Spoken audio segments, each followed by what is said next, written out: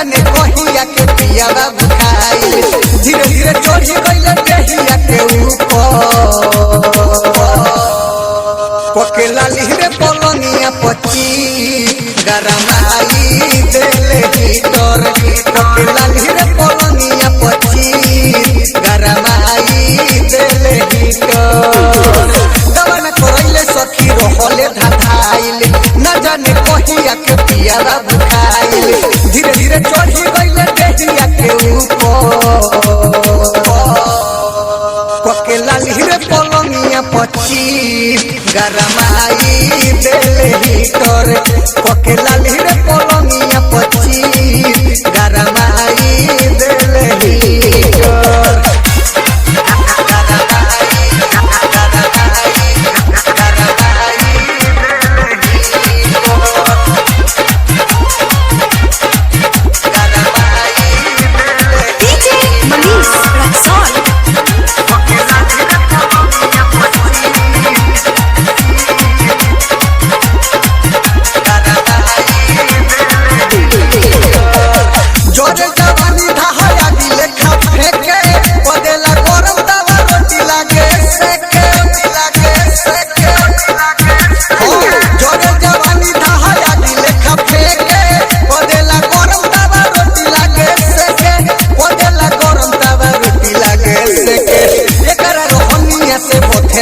सोचनी की ओइसन मिली है भाता रहो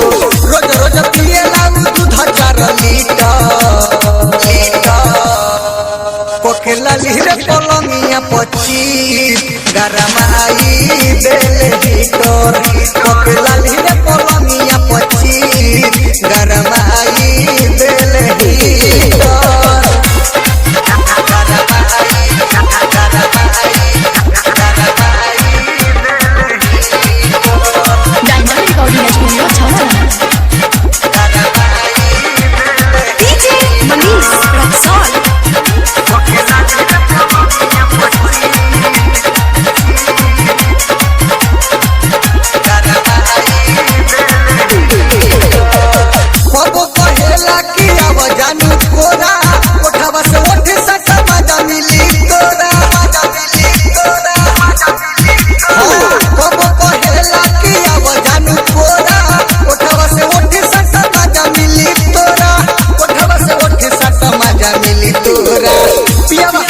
सखी लागेला छिना रहो घोड़िया के हमारा पहला ही ना रहो